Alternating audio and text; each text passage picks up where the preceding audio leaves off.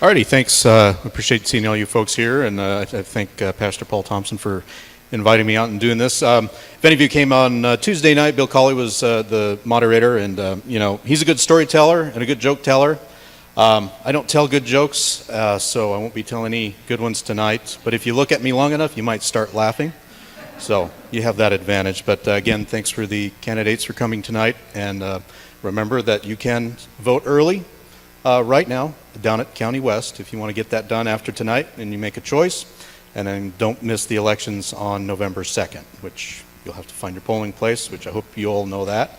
So their websites and all that too, I think it's voteidaho.gov to do that, so make sure you know where to vote and cast that important vote. So again, thank you for coming and having me here tonight. So Pastor Paul laid out kind of how the format is. The candidates know the questions, the first 3 questions, so I will ask the question once, but if you need it asked again, I will certainly ask it again for each one of you.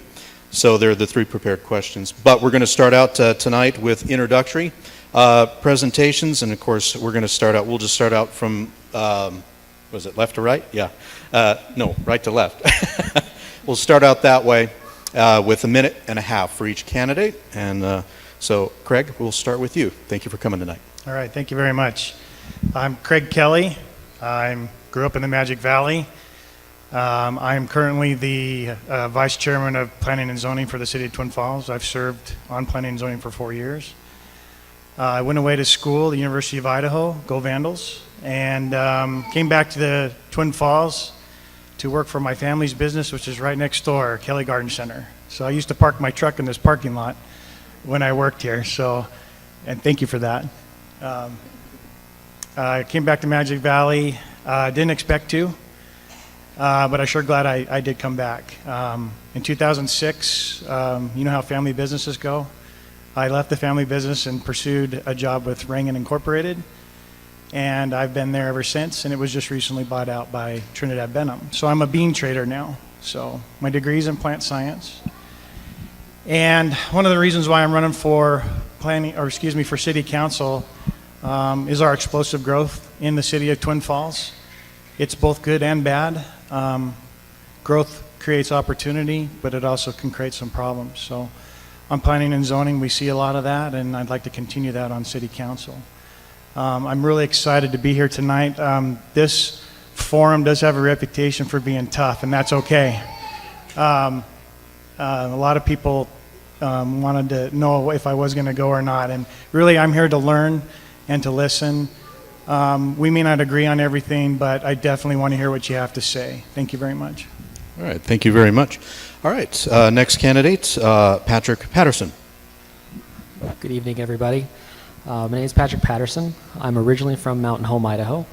I've been a resident of Twin Falls for 7 years now. I became a homeowner 6 years ago. And I'm a teacher here in town. I teach over at Magic Valley High School. I currently teach U.S. government, U.S. history, and an intro to law class. I got my associates at CSI, and then I moved to Lewiston, got my bachelor's up there, and I'm currently in the process of getting my master's through Arkansas to be a principal one day. I have a family background in law enforcement. My dad, my brother, and my uncle were all police officers, ranging from city, county, to state trooper. I have several military members of my family, and my mother was the city clerk of Mountain Home for several years. And so being involved in government, being involved in service is kind of in my blood, and it's normal for my family. And this is my first time running for office, and I'm looking forward to continue learning how to do this and fix my mistakes if I don't win this time. So thank you. Okay, you still have time, but if you like. Oh, no, you're good. No. Okay. Okay, we'll move on. Next candidate, James Parasol, right? Yep, James Pearsall. Parasol, sorry. Hello, everyone. I'm James Pearsall, and I'm the husband of one beautiful wife, Taryn, and the father of 3 children. I am spacing. Sorry, guys.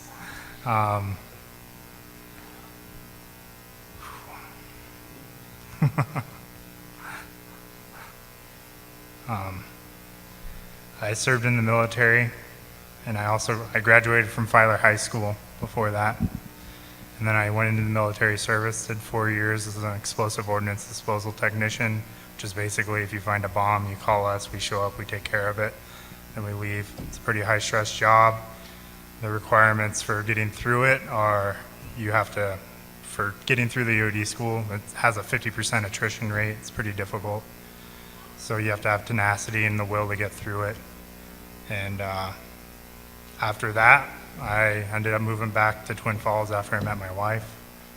And then I did contracting, federal contracting, and for wildland fires. So I've seen basically how federal work goes, and then also how being a contractor to the federal government works.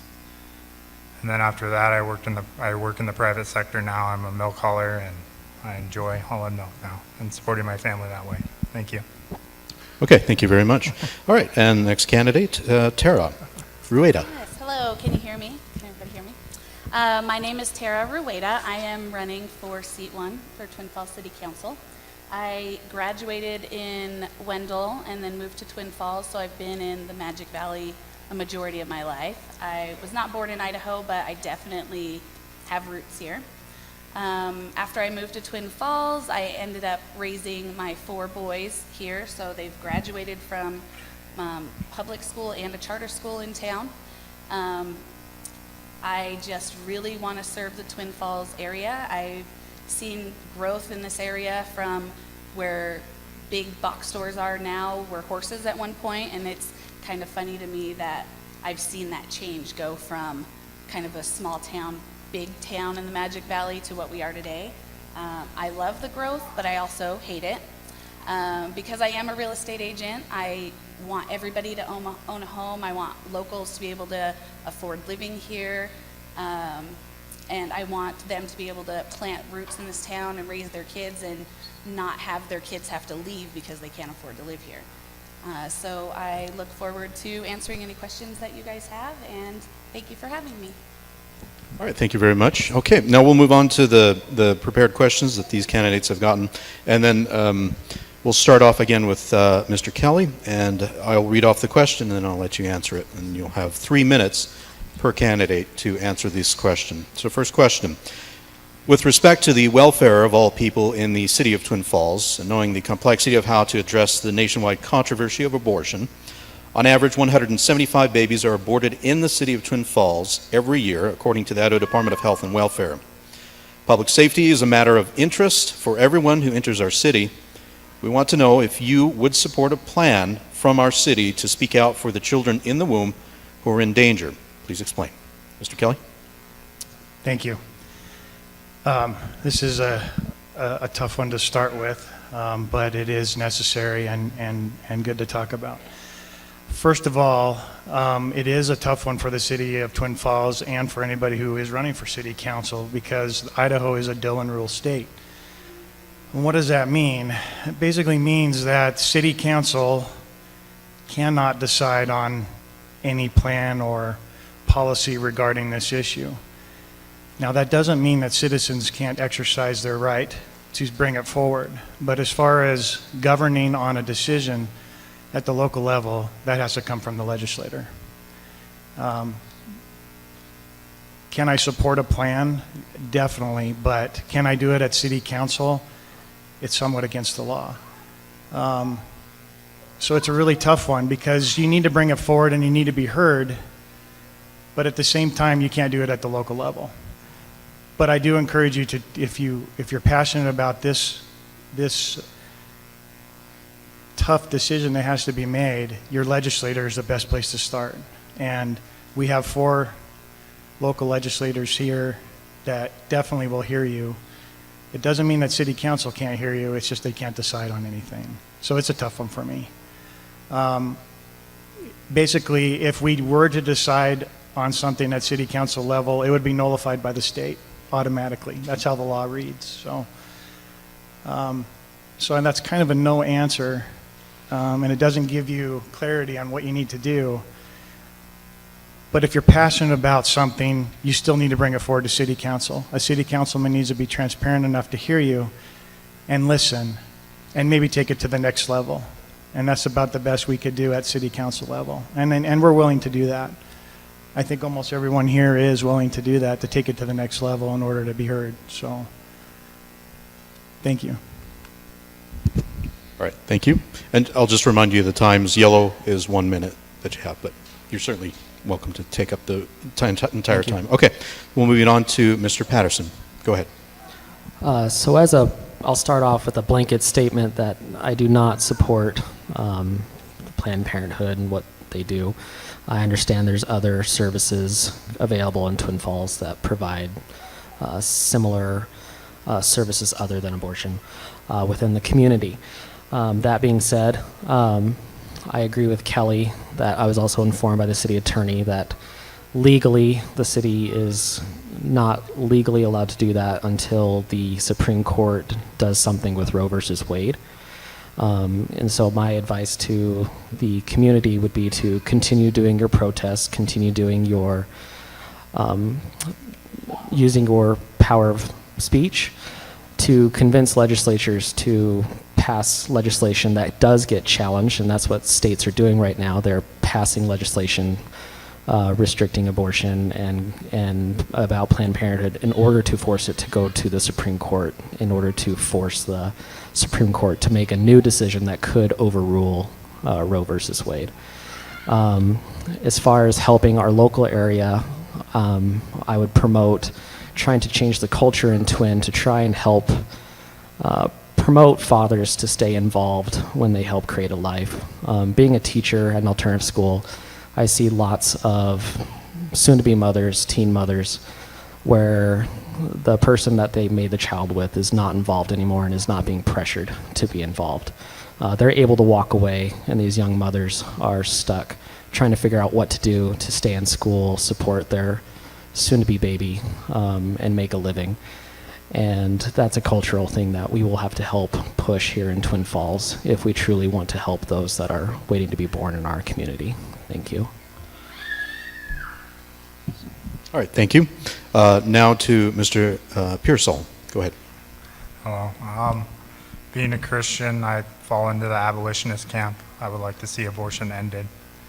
And a good example of this is in Texas. The local city there actually was the first one to pass that heartbeat law, and then encouraged the state to pass the law that they did and basically save a lot of lives. Every life should be protected, and being the closest civil magistrate, I think even with it being Dillon rules, when it's actually life, we should be willing to defy stuff, rules for that. I mean, that's kind of what our nation was built on, when people were overstepping and allowing taxes to be taken from U.S. citizens for the English. And so yeah, I think that we need to stand up against that. That's my basic position. Thank you. Okay, thank you. And moving to the next one, Mrs. Rieta. Yes, my stance on this particular question is probably not going to be the most popular one, but I am coming from experience, and with my personal experience, I was a teenage mother. I had my son at 19 years old, and I was actually forced to make this decision one way or another. I didn't have a lot of family support. I had no education. I didn't have a job that could support me and a child, and I knew that the father was not going to be somebody that I could rely on long term. He did try to convince me that he was going to be a great father. Throughout my pregnancy, I did find out that he was selling meth behind my back. I knew nothing about it. So after I made the choice to choose life with my son, I was faced with those difficult decisions of being a single mother. And it was an incredibly hard journey for me. I fell into a really bad relationship after that was incredibly hard to get out of. And I pretty much gave up on having any type of life after that relationship because I did get pregnant again. I was not forced, I did have that choice to make again, and I chose life again.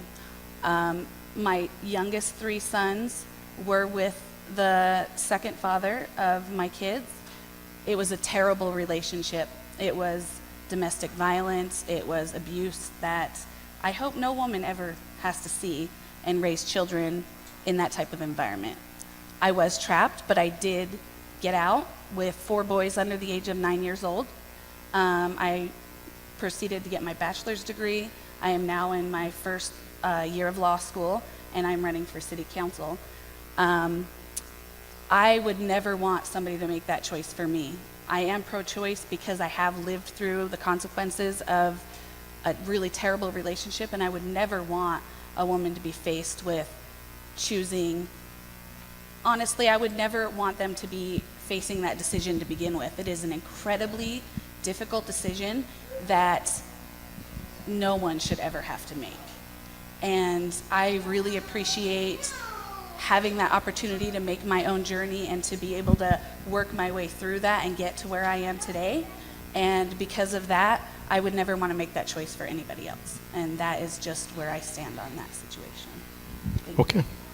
Thank you very much. Appreciate it. All right, we'll move on to the second question for tonight, and we're going to change the order. So we will start out with Mr. Patterson, and this is the question. With respect to the diversity of people in our beloved city, we want to hear how you would address the liberty of all while considering public use of city property. How would you help our city uphold decency laws in public parks, buildings, while respecting the vast differences of opinions? There's a note to this. The Pride event that was held in City Park this past year displayed men dressed in costumes, wearing women's clothing, while performing sexually charged dances while children were present. The current City Council has a video copy of that event. Mr. Patterson, you have 3 minutes. So first of all, I'd like to say I've never personally been to a Pride event, so I don't know for sure what does or does not happen. And I thank you for the note for the video, but I was unsuccessful in finding the video to know specifically what was occurring. I did decide to go into the state statutes and the city code to kind of know what legally is and isn't allowed. So there is obscenity law determining what is and isn't obscene. It is a misdemeanor under the code.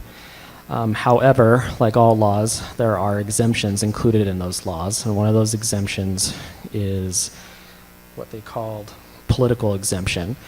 And I'm not entirely sure who gets to decide what is considered a political event or not a political event in order to get that political exemption. As far as city use, as long as they get the permits and they go through the processes like everybody else, so there isn't a claim of discrimination, then I understand that. I know there are going to be those that don't appreciate that in City Park. I believe, and correct me if they're wrong, there are 3 churches next to the City Park. I would recommend maybe having your own religious event, either same day or same location but a different day, to kind of express your views that are counter to the views that you don't agree with. And then I'm sure someone's going to say, well, who gets to decide what isn't obscene? There's this thing called the reasonable person standard. Would a reasonable person decide if what is being seen, what is being done in public, should or should not be done in public? And that is up to us as the community, the majority, who decide what is morally okay and not morally okay. And if people truly feel that something happened that is illegal, I hope you report it and I hope you bring it to attention so it can be discussed and go from there on what options are available for the city to do and the people involved to do. Thank you. Okay, thank you. Next, Mr. Pearsall. Hi. 3 minutes. I know some of you might be surprised to find out there's actually a state law in Idaho that does not allow for sodomy, or crimes against nature is actually what it's called. And it's crimes against nature and also bestiality. So I don't think the city has any right to permit something that is against our own state law. And I know some people make the argument, well, it's free speech. Well, I don't think the government should be permitting free speech. There shouldn't be any permit to block free speech. So if there's a permitting process, obviously it's not free speech. And that's where I'd stand on that. Okay, all right. Moving on. Ms. Rueda, go ahead. Yes, I actually personally have never been to a Pride event. I have quite a few friends and family that have actually not participated, but they have gone and supported friends and family. But I personally think that there has to be a balance between what we allow as like just public decency, really. And that's across the board. That's what's played on the radio, what's on TV, that's what's played at the music awards. Across the board, we should have some sort of agreement that maybe we should tone it down a little bit, because the younger kids get sexualized or have those type of, not necessarily ideas, but just they get curious earlier and earlier the more that they hear things and they want to know more about it. They go and explore it. And I think in general, we should try to protect kids for as long as possible. Like I said, I do have 4 boys, so I've seen all levels from small child to what they're bombarded with from a very young age all the way up until they're adults. And I just think that those younger years should be protected just across the board. And I think we need to come back to a place where we just have a basic understanding of some things we do for private parties, some things we rent out venues for, and then that way whoever's going is aware this is what we're supporting. But in a public space, I think there should be some sort of level of just, these are things that we just don't do to protect the younger generation. That's what I think about that. Okay, thanks for the question. And now we come back to you, Mr. Kelly. You have 3 minutes. All right, thank you. I also, I have not been to a Pride event and tried to do some research regarding this as well. I was unable to see the video as well too. This one is also, this has some gray area in it, as a lot of subjects do. One thing that I am worried about is, yeah, they were in the city park and they were exercising their right. And by law, they, in definition, were not doing anything that was against the law. But at the same time, I was also told that churches were asked to have an event in the park and they weren't allowed as well. I'm not sure if that's true or not, but it needs to be equal. As it was said earlier, if they're having an event in the park, that maybe you can also have an event in the park to kind of balance it out.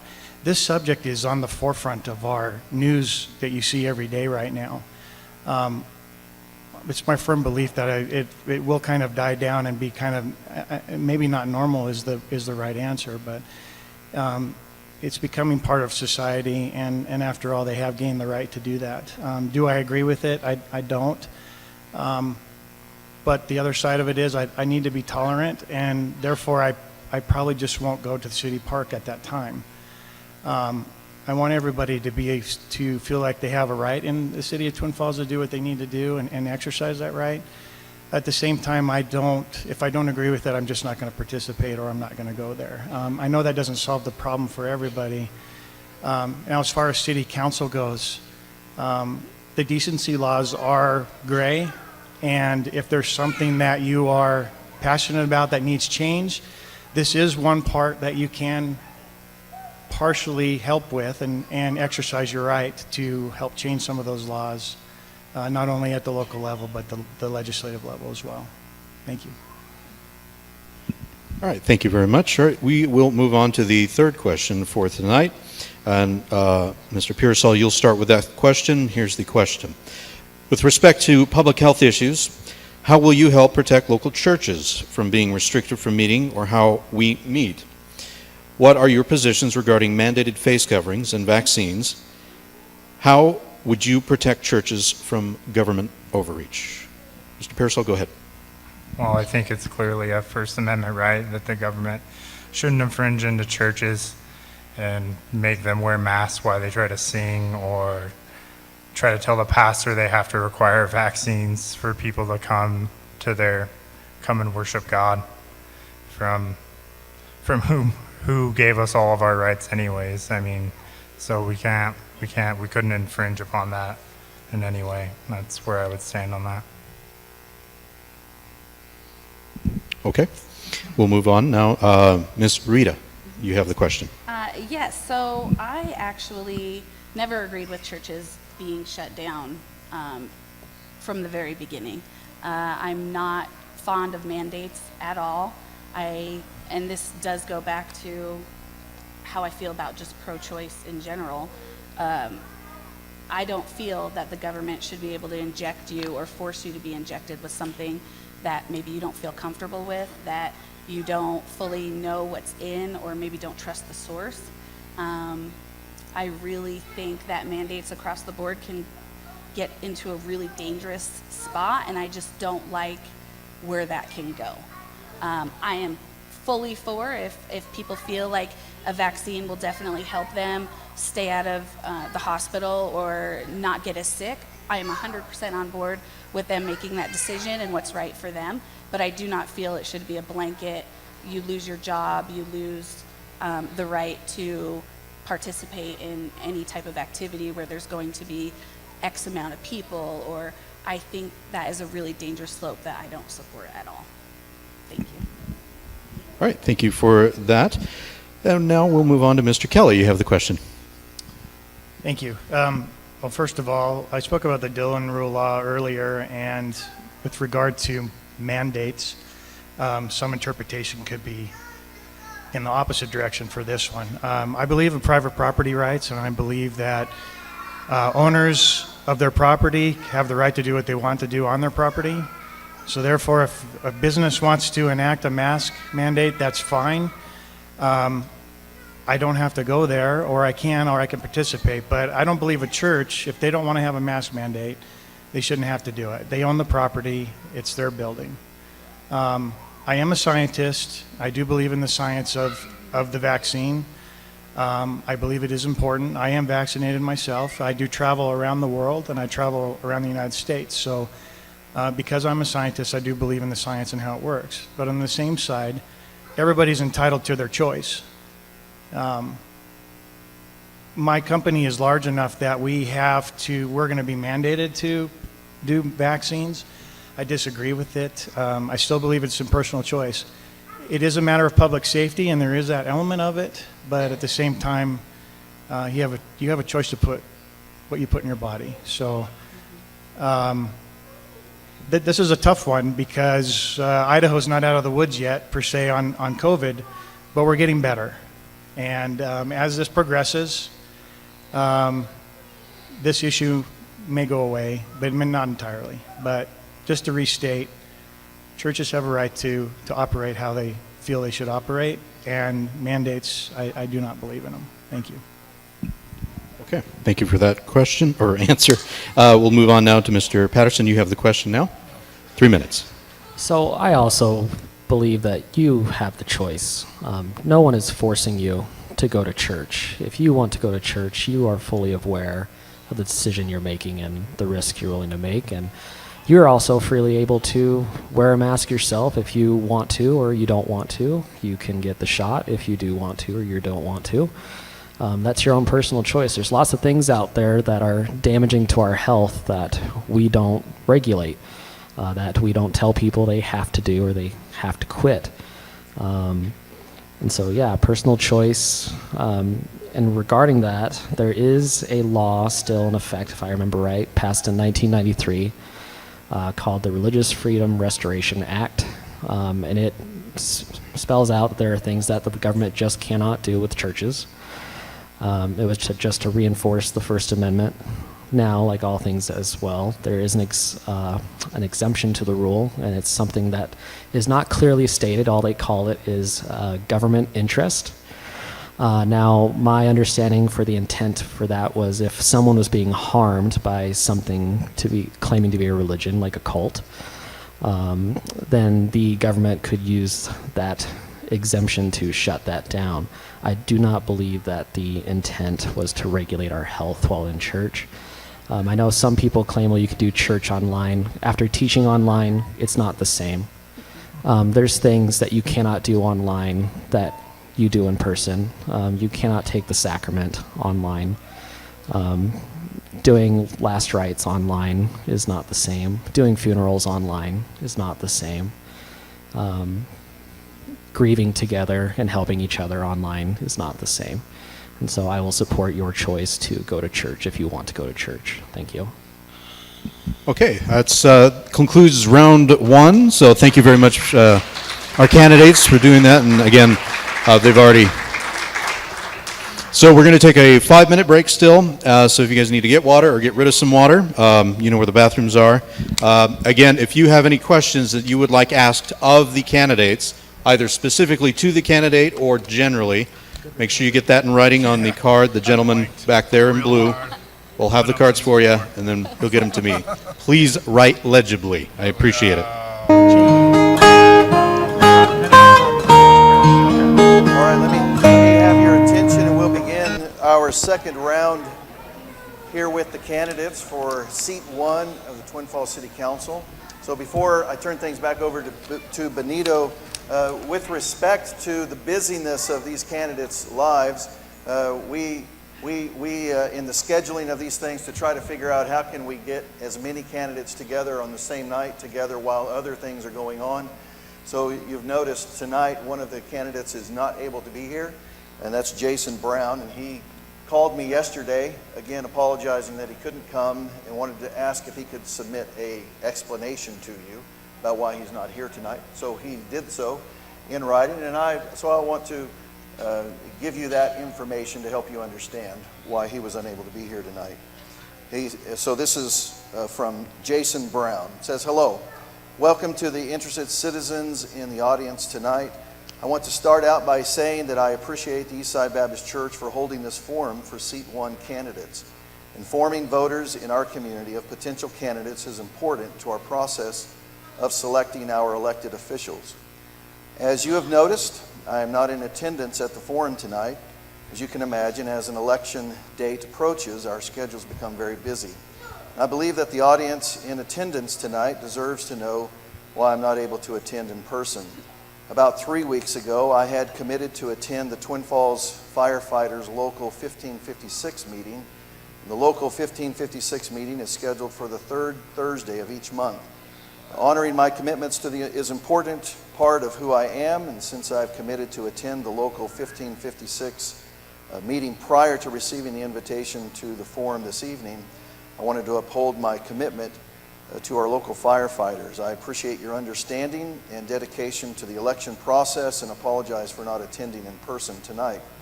In order to give a little insight to what I support, I would like to outline my position below. I believe it is important for the City Council to uphold the issues that are within the city's control. I believe our focus should be the planning of the future of Twin Falls. As we are now experiencing historic growth, planning for roads, water, wastewater needs into the future are a vital portion of the City Council's responsibilities. As we continue to grow, it is important that we maintain a dependable police force. Maintaining a safe community for our families is a crucial focus.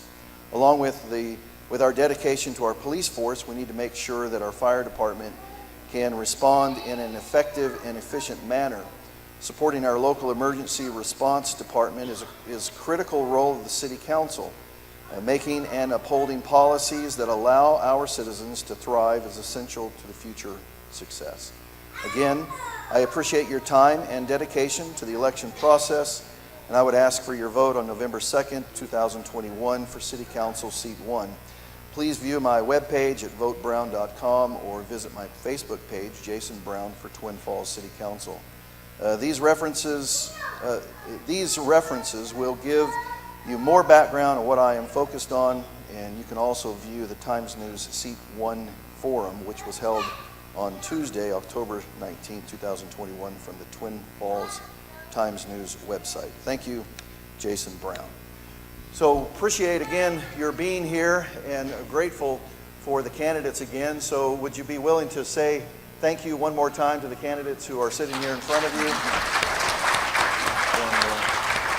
And it is indeed a sincere appreciation for your being here this evening. So thank you for being here. I'll turn things back over to Benito for us.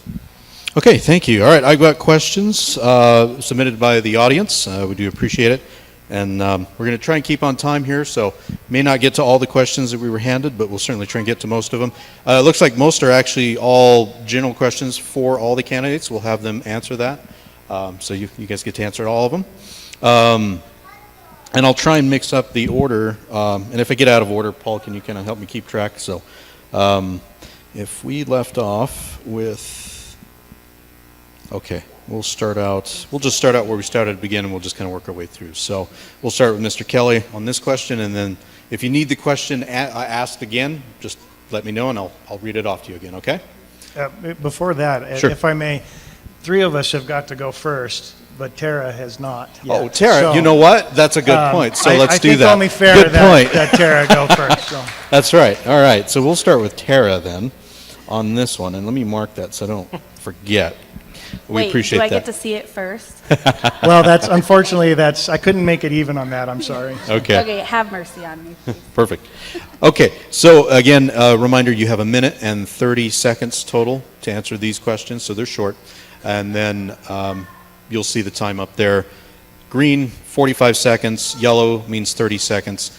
And 15 seconds for red. So, all right. So here's the question. City Council is considered a part-time job, yet it requires a number of hours. How will you organize your time to meet this busy schedule and have time to stay in touch with your constituents? Tara, go ahead. Oh, actually, time blocking has been something I've learned through real estate, and it is actually a fantastic tool when utilized.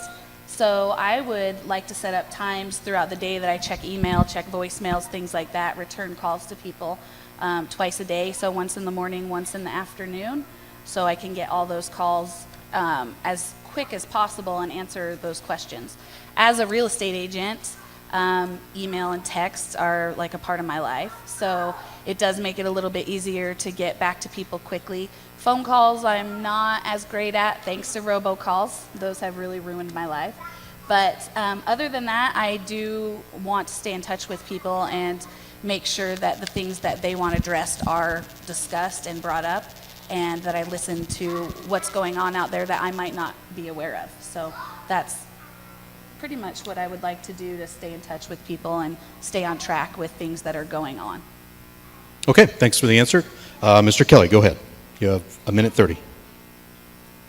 Is that okay, Tara? Yeah. I think I go first. Sorry Yes. about that. That wasn't terrible. That's a good question. Basically, Planning and Zoning Commission is the same, pretty much the same as City Council, other than the meetings. But right now, we meet every other Tuesday, and then we have work sessions during our noon hour once a month. So it was a huge time commitment. The only difference is City Council is a paid position, and Planning and Zoning is volunteer. So I have missed 1 meeting in 4 years. I've been dedicated to that position and actually excited about the process. My approach would be the same for City Council. City Council does meet every Monday, minus holidays. And then there's subcommittee duties for every councilman. So they participate in urban renewal or parks and recreation or airport, stuff like that. So you have to balance out your time. I'm lucky enough and privileged enough to have a job that's flexible. I manage the business I'm at. My employer is supportive of being involved in the community, and I think that's a key element to have. After all, we live and work here, so why not support it as best you can? It is a balance, but the number one key I think is to be transparent and to be accessible to the citizens. You can't be catering to special interests, and so therefore, if somebody wants to be heard, they should be heard, and that's where your time should be. So. Okay, thank you for that answer. All right, Mr. Patterson, question's yours. So I already have a lot of experience managing my time. Being a teacher, I'm always dealing with emails from kids or emails from parents, random hours wanting a response right away. Running for office, I've gotten emails from individuals that I try to answer the day I receive them. As far as maintaining my personal life with my work life, I'm trying to maintain a healthy relationship with my fiance, my own family. I've got a music night I go to with some friends of mine. We play music together, try to stay sane once a week with the work life. And then I've been regularly attending city council meetings already for about a year now, try and get to the habit of doing that. And then I'm also currently already balancing time for my master's degree after work. And so I already know how to make time, and I will make time for the city if I'm elected. Thank you. Okay, thanks for the question. Mr. Pearsall, the question's yours. I'm blessed to have a job that will allow me to make the city council meetings every week. I'm also a truck driver, and I have a lot of time in between loads to answer emails and text messages and whatever else you guys send that way. And like as far as like special interests and stuff with the sunshine laws, we have to do that in the open, so it can't be done like privately between people. So yeah, that's how I'd answer that. Okay, Thank you. all right, thank you very much. Okay, we're going to start again with on the next question. Mr. Kelly, what do you know about urban renewal? Is it a blessing or a strain on Twin Falls? You have a minute 30. All right, that's an excellent question. Urban renewal in the city of Twin Falls is going to get a kickstart here shortly. I think if you watched the news tonight, you saw a project that was presented. I do believe in urban renewal if it's managed correctly. There are parts of urban renewal that have not been. Eminent domain is a part of urban renewal that I don't necessarily agree with, taking away property. I think it has to be fair. It has to be fair market value. It has to be more than fair market value, actually. Just to take property away to renew something in the city. I think the Urban Renewal Agency in Twin Falls is heading in the right direction. Urban sprawl is a problem we're going to be faced here shortly. Our community is ag-based, and we need to preserve our farmland. So building up in downtown, which is some of what urban renewal is trying to do, is okay in my mind. We might as well build up downtown and not on the canyon rim or in some farmland. So it's an important agency. Like I said, there's a lot of projects coming up with urban renewal. Please take a look at them. They do have a committee in the city of Twin Falls, and they're doing some really exciting things. And I see my red light, so I'll pause right there. Thank you. Okay. Mr. Patterson, the question's yours now. So this is one of those topics that I'm not fully educated on. I don't think anybody can be an expert in everything, and so this is one of those things I'm not very knowledgeable in as far as how the Urban Renewal Agency operates. I'm aware of some of the projects they've been involved with. The downtown, I don't know if I want to call it a remodel, but maybe a rework, restructure, I believe they were involved in. I was not in Twin Falls to know enough of what downtown was like before everything was done to it. I have visited downtown several times after everything was said and done, and I've kind of enjoyed what I've seen. Only statement I would make on urban renewal, maybe it is already in the planning works for it in the future, but would to see maybe some help for bringing a facelift to several businesses off of Kimberly Road on the south end of town by the railroad tracks. There's several areas over there I think could maybe use some help from beautification that we're doing in Twin Falls. So that's pretty much all I have to say. Thank you. Okay. Mr. Pearson, go ahead. All right, thank you. Pearsall, sorry. As far as it goes, I'm a big fan of free markets. I don't think the government necessarily knows how to use somebody else's private capital and make it flock to a rational place. I think that private citizens are a lot better at that, and that the government shouldn't be in the business of trying to build up an area that the citizens aren't building up themselves. It's just irrational, and it only leads to higher taxes because they need money to do that, and that has to come from us, the taxpayers. So that has to be taken from us to do those kinds of projects. And then eminent domain, I won't vote to take anybody's property. So that's where I stand on that. Okay, thank you very much. Ms. Rueda, go ahead. Yes, urban renewal. I love what they've done downtown, but I am a firm believer that we need to stop tearing down our culture in terms of the old Twin Falls history and what's made us unique in a lot of ways. I hate seeing them tear down old buildings. So I am a firm believer that they should be repurposed, but still have that character of the old town charm that we had, that we see in all those pictures that are everywhere. And those really remind us where our roots are. I think that ag is so important in this community, and it's why during the crash of 2008, we weren't hit quite as hard as the rest of the country, because we do live in our own little bubble in a way. And I do love the growth in a lot of ways. I think it gives kids and adults a lot more to look forward to, better jobs, better paying jobs that are coming in. But I also think that we need to protect what's made us what we are. Like I said, I grew up in Wendell. I like seeing downtown being rejuvenated. I did see downtown before it was what it is today, and it was really sad. I would like to see those buildings be repurposed into studio apartments or more affordable housing that makes it possible for people to be able to walk and bike to different things that are going on downtown, and really bring about a downtown vibe like they have in Boise, but without the growth of Boise. I do also agree with building up. Time's So I think we just have to be smart about it. Eco construction is really important. Okay, thank you. I appreciate the question. All right, we're on to the next question. So, Mr. Patterson, you'll get the question first.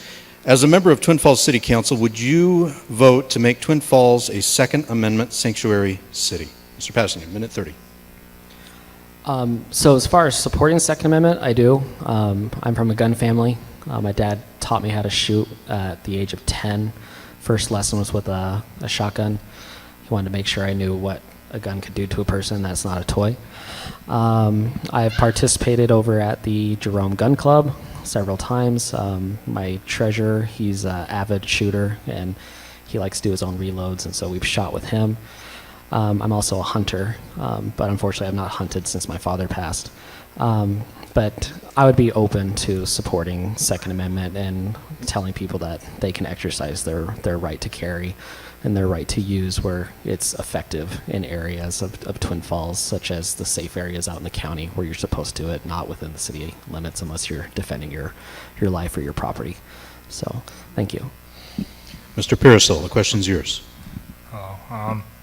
Yeah, I would be in favor of supporting a Second Amendment sanctuary city, not letting any new laws being placed on your guys's your firearms. I own quite a few firearms myself. I've used them in the military. I know it's not the firearm that hurts somebody, it's other people that hurt other people, whether with negligence or on purpose.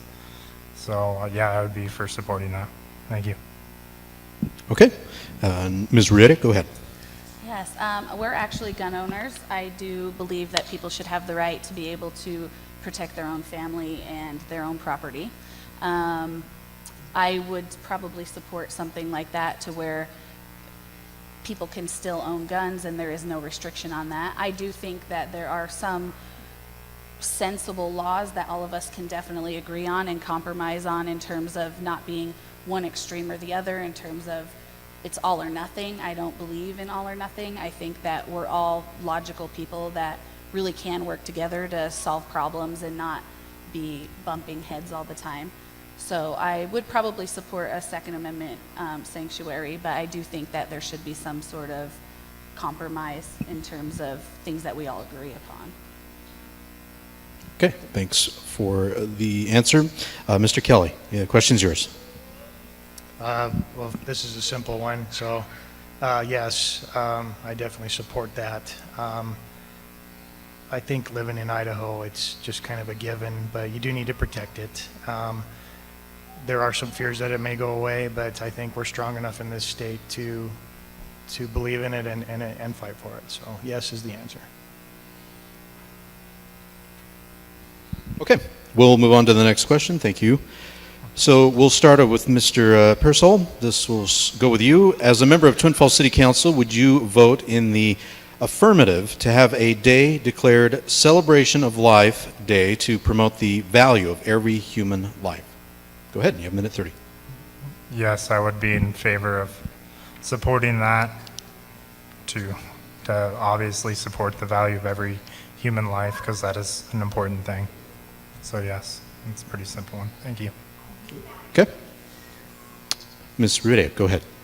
Yes, I would definitely support that. I think that it's important for people to be able to support the things that they believe in, and I would not necessarily vote against people being able to have a celebration for Pride Day in the park, and I also do not believe that it should be restricted for a celebration of life either. I think all life does matter.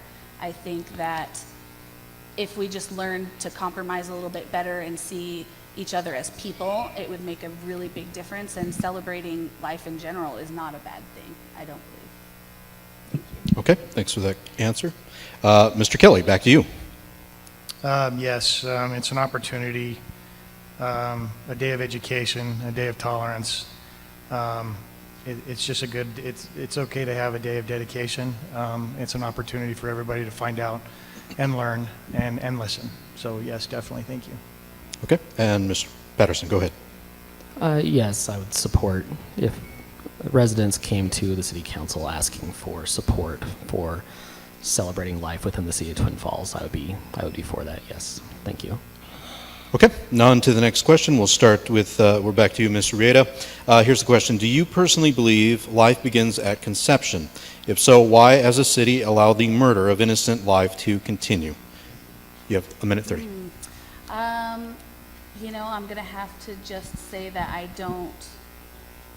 I think that's definitely a personal choice. I think that when you feel something growing inside of you, that point where you feel it's definitely something that you're going to be responsible for the rest of your life, and that realization that this is a being that you're going to have to make sure that they can take care of themselves as an adult and not be somebody who's taking from society as a whole. And that's a lot of pressure.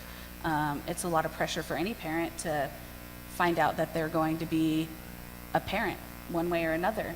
And, you know, I don't really have a stance on when conception starts necessarily. I do think that obviously when they're born, that's when the responsibility starts. But for a mother, it starts well before that. What they eat, what they do, what they put into their bodies, all will play a huge role on the life of that child forever. And I think that's probably more important to educate kids on what the long-term choices are that they're making right now. And kids don't really think of that. They think of the now. They think of that's not going to happen to me. And then when it happens to them, most of them don't know what to do. So I think educating people on, just kids mostly, on what their choices will impact the rest of their life, and having them understand that, because kids will never understand that until they are faced with that decision. All right, time's up. Mr. Kelly. Yeah, I'd have to mirror a lot of what you said. It's a tough one for me, and I'm not sure. And honestly, being a member of the male species, some of this I shouldn't speak on anyways, but yeah, it's an opportunity for education. It's an opportunity to find alternatives. It's an opportunity to find out what's really going on in the city. So I don't know when I believe, or when conception, or if that creates life or not. There's varying opinions, and there's varying science, and there's varying opinions out there. So that's a tough one for me, and pretty much declined to that. Thank you. Okay. Mr. Patterson, go ahead. Could you repeat the question just Sure. briefly, please? Do you personally believe life begins at conception? If so, why, as a city, allow the murder of innocent life to continue? So life does begin at conception. Thank you. We know this. The cells are dividing. They're specializing.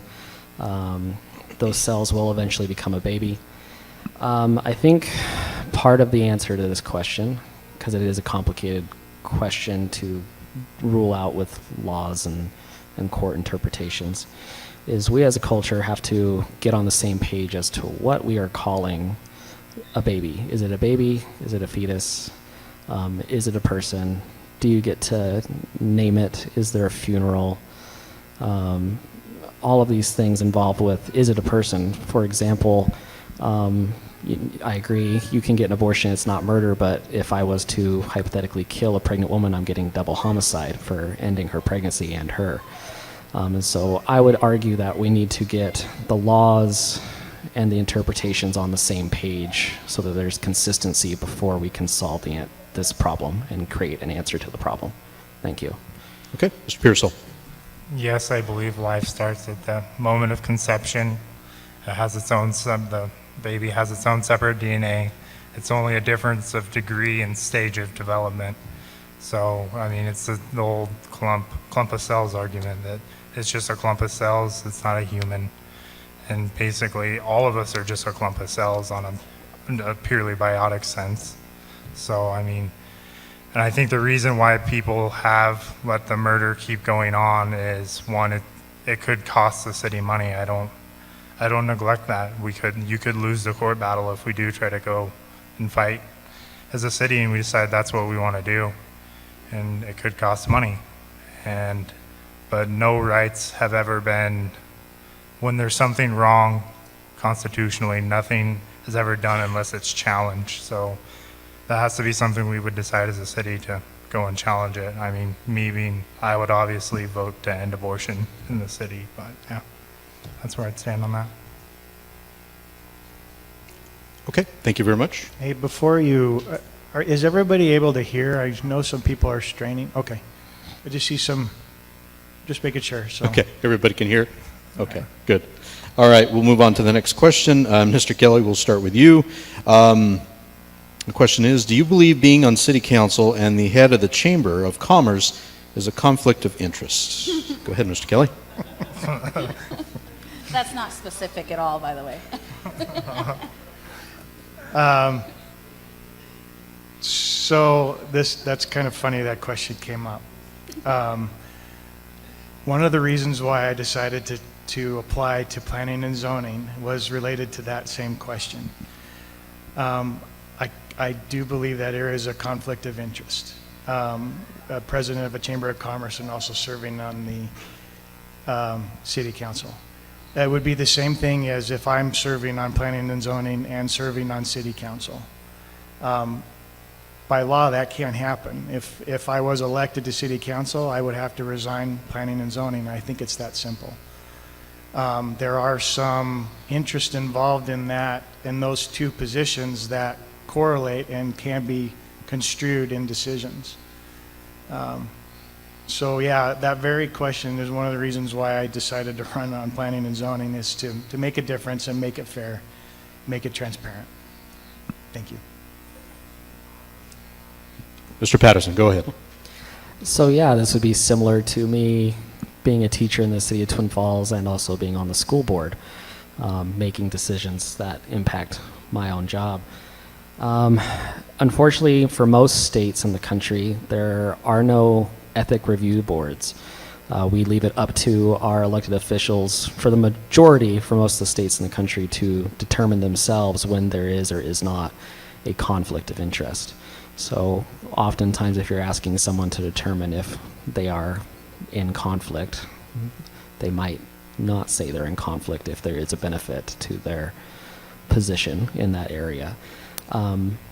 I have not personally been at a council meeting where I feel there has been a decision made for a conflict of interest, but if there has been, I'd appreciate being educated on that event happening. Thank you. All right, Mr. Pearsall, go ahead. Could you restate the question? Sure. Do you believe being on City Council and the head of the Chamber of Commerce is a conflict of interest? Yeah, I would say that's a conflict of interest, like the rest of these gentlemen, that it could definitely be used to cause problems and self-interest for that person. Thank you. Okay. Ms. Rueda, go ahead. Yes, I have actually been on the Chamber of Commerce as an ambassador for 3 years. I know the ins and outs in terms of being an ambassador and being a member of the Chamber of Commerce. So I do know what they do in terms of bringing in businesses and things like that. I don't agree with corruption at all when it comes to having an agenda, and that's across the board. So if there's something that definitely is a conflict of interest between those positions, I would expect that person to remove themselves from that decision. But for all other decisions that there isn't a conflict of interest, since I have served on the Chamber of Commerce, I do know they do mostly ribbon cuttings and things like that, bringing in businesses into town. But there definitely is a little bit of, I don't want to say a clique, but if you're a member of the Chamber of Commerce, they do promote those members above other businesses. And I love mom and pop shops. I think that those should be what we center on, what we spend our money on, what we support in terms of farmers markets and buying local. I don't particularly like big box stores at all, fast food joints. I think we're getting a little out of control with those. So I would like to see us come back to more community oriented in terms of farmers markets and businesses that are centered around, you know, like the kids vendor market that they do in the park. I think that is a great idea. I love it on every level. Those are the type of things I would like to see happen. Thank you. Appreciate it. All right. We got another question here, and we'll start with Mr. Patterson. This will go to you first. Will you limit immigrants since 250 are coming into Twin Falls, especially with lack of housing, financial resources? Go ahead. And so, just to be clear, I'm pretty sure what the individual asking the question, and I hope I don't offend them by doing this, they're meaning refugees, not immigrants. As far as I understand, the city does not actually have direct control over how many refugees are resettled in Twin Falls. The Refugee Relocation Center, I believe, is under the control of federal individuals and some state individuals. And I, again, am not educated enough on where our refugees go once they're brought here, where they're resettled. I did not set up a meeting with the refugee coordinator to understand how that all works.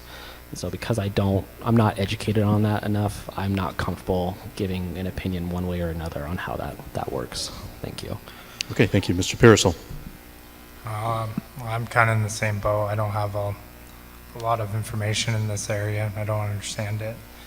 I will say that if our local tax money is being taken to support it, that would be something that I would be against.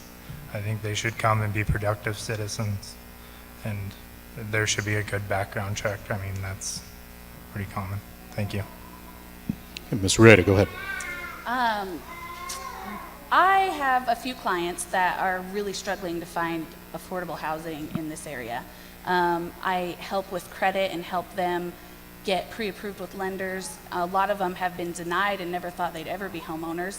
So seeing them struggle just to find a place to rent before they're able to buy has been really eye-opening for me. Personally, I have no issues with refugees whatsoever. I would prefer us to not create refugees in a lot of different ways. I think that our military should be used for protection and not necessarily for sending them out to do other people's bidding, basically, is how I feel about that. Refugees didn't necessarily create the bed that they're in, that they are just trying to survive in a lot of ways, and also immigrants. I think that there can be sensible laws when it comes to immigration and refugees, and from what I understand about refugees, they only have a short amount of time when they get here, that they have, I believe it's 6 months, you could correct me on that, where they have to find a job and be able to support themselves in those terms. Honestly, raising my kids, I've been on food stamps before, and I've seen the food stamp program as a whole be widespread terrible versus the refugee program. But in those terms, I would like us to leave them in their homes. They don't want to leave. They don't want to come here unless they absolutely have to. Thank you. Mr. Kelly.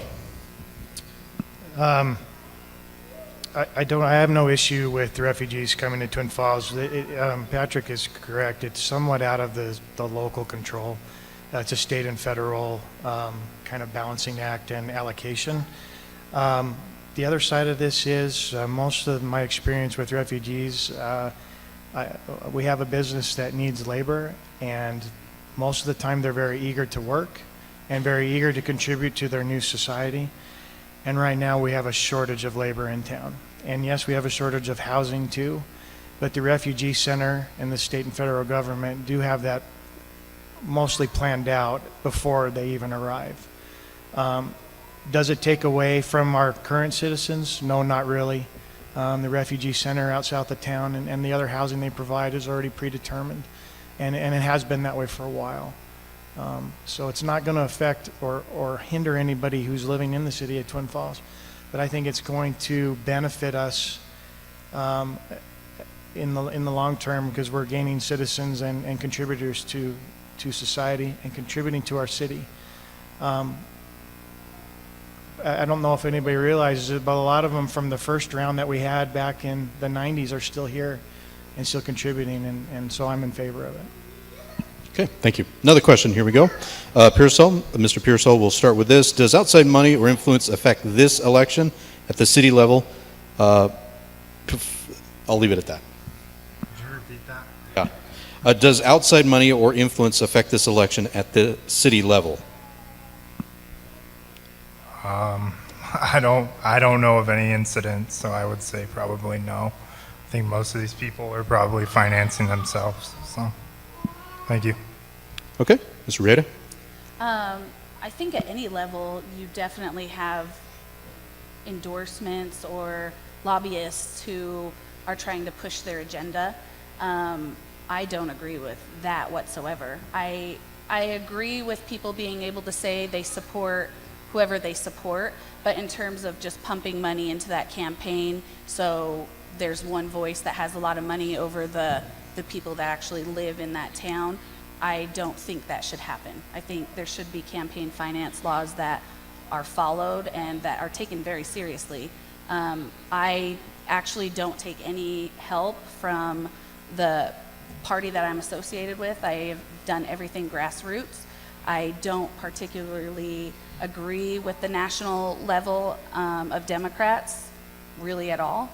But I do side a little bit more to the left. I feel like I am definitely in the middle. I see both sides. I see both points of view, and I know that there's a solution that we can come up with. But in terms of money just swaying elections, I think that on the city level, I can't say that I personally know of any, but I'm also not going to say it's not possible, because it definitely is. Okay, thank you. Mr. Kelly? There are a lot of special interest groups out there interested in this race. 2 open seats don't happen very often. Most of the time you see the elected officials in office quite for a long time. So open seats and positioning have been I've seen it in this race.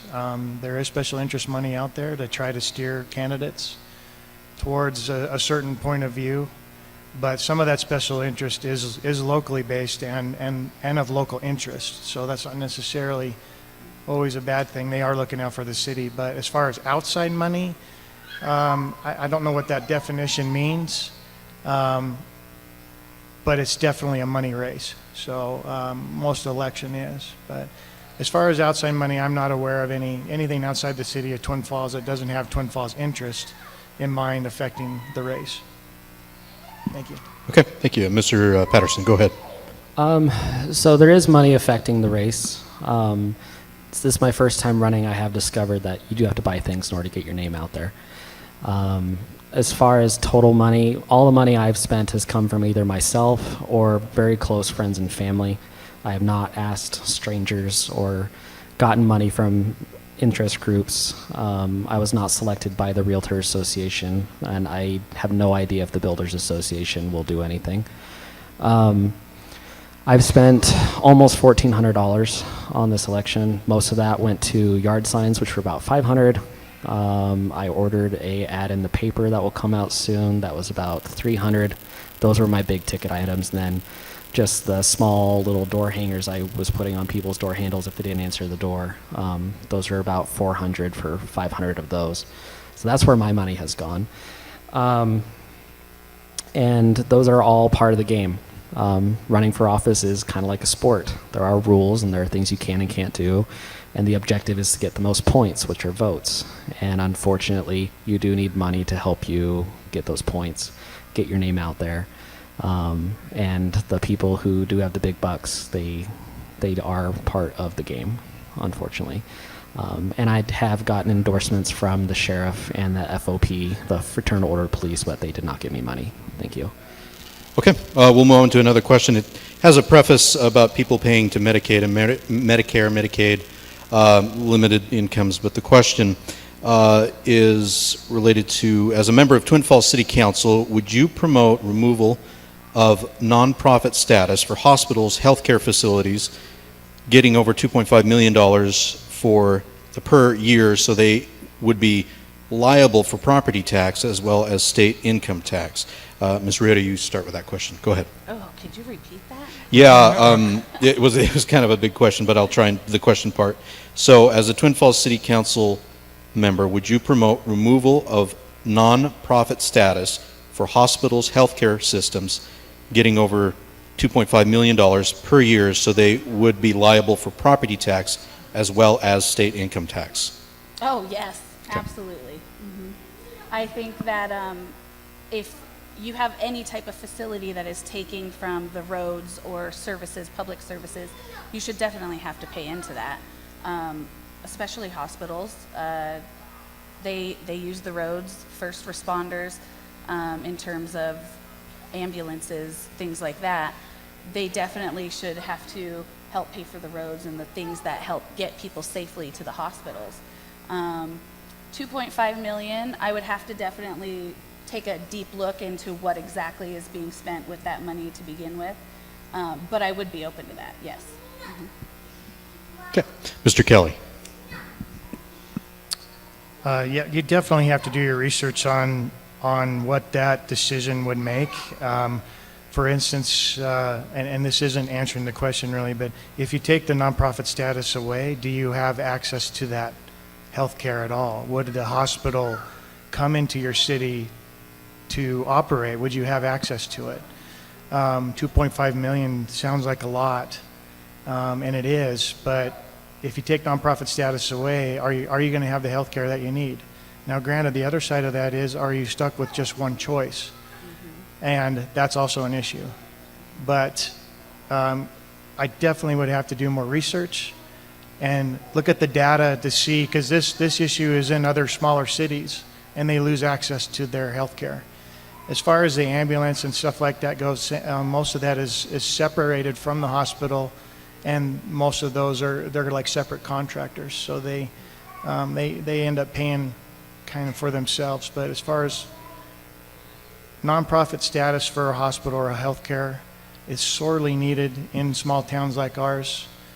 We are growing, and I think we're going to need more access to it. So I definitely don't have an answer to that question, but I definitely would research it to see the benefits or the problems. Thank you. Okay. Mr. Patterson, go ahead.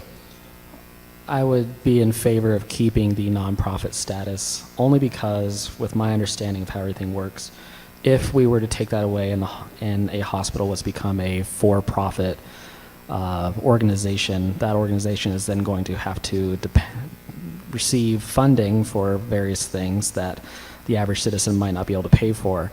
So there's going to be influence of very wealthy donors to those hospitals that will determine what is or isn't available at a hospital, what a hospital will or will not do, and then who does and doesn't get special types of services, etc. And then, of course, without the tax exemption, that burden of the additional cost comes on to us, the people that are going to the hospital, to have something medically done to us. And so I would be in favor of the nonprofit status. Okay, thank you. Mr. Pearsall? I would be in favor of taking it away. As far as I knew, I thought nonprofit status was done by the IRS, so I'm not 100% sure what the question is about. I'll just be honest about that. So I don't like any special treatment of any business. So that's kind of how I would stand. I think all property taxes should be equal. So thank you. Okay, thank you. Ms. Rueda. Went to get a drink. I was going to say, I already answered that question. You did, actually. We're back. All right, so, okay, good. We're making good time. Actually, what we're going to do, because we're very close to 8:30, we didn't get to all the questions, but we got to the majority of them tonight. We want to give you enough time to take care of your closing statements, and then have enough time if you want to mingle with people before we leave tonight. So, in the order that I think I started, I just lost track. So we started with Rueda. We'll start with Kelly on this. But we started with him at the beginning, didn't we? Are you okay with doing that again for closing? Actually, I think I deferred because I feel like I've started a lot. You Maybe have, you're but tired I think of it's me, just the way we started, I think. You might be tired of me by now, so I'll give that opportunity to somebody. Okay, that'll work. All right, closing statements. All right. Well, thank you everyone for coming. This has been a good experience, never doing something like this before. So hopefully you've enjoyed what we have said tonight, and we've answered several of your concerns before you go vote. A few additional things I want to say about myself. I am 31 years old. I know that scares some people.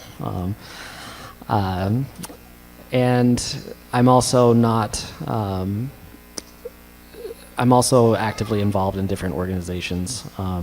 I know this turns some people off, but I am an active member of the Freemason organization. My dad and my grandfather were involved. I hope to be a Shriner one day, help with the Shriners Children's Hospital when I have time for that. I have met with the VFW. If you want to get involved with that organization, please do. They're desperate for members. And please spread the message about us. You've gotten to hear from all of us. You have your opinion on us. Please tell your friends and family what you've heard, what your opinions are, and encourage them to vote, because this is one of those years where a lot of decisions are going to be made and very few people are going to go vote according to the statistics. So thank you for coming, and please vote for me, Patrick Patterson. Okay, thank you. Mr. Rueda, go ahead. Thank you all for coming. Thank you, Pastor Ball, for putting this on. Thank you for moderating. I'd just like to tell my wife thank you for supporting me through this, and without her, I definitely wouldn't be able to do this. I've given you my opinion. I'm a working man. I'm pretty simple, and there are some people up here definitely that have a lot more experience than me. But if you like me as a candidate, I would say vote for me. If you don't, then don't. Thank you. Thank you. Go ahead, Ms. Rueda. Thank you for having me. I really appreciate the invite. It would be a lie, and I can't lie in a church, to say that I wasn't scared to come here. But I appreciate all the questions and this opportunity to be able to get to know people a lot better. I've been very active in the community for the last 20 years. I've been a CASA volunteer, a chamber ambassador, a real estate agent. I've worked with people across the board, and it never gets old for me to learn different sides of things, and that is something I really strive for, is understanding a situation entirely before I make a decision on it. I will take this job extremely seriously. I love research, and I love finding out more and as much as possible to come to an answer that I think will benefit all of us.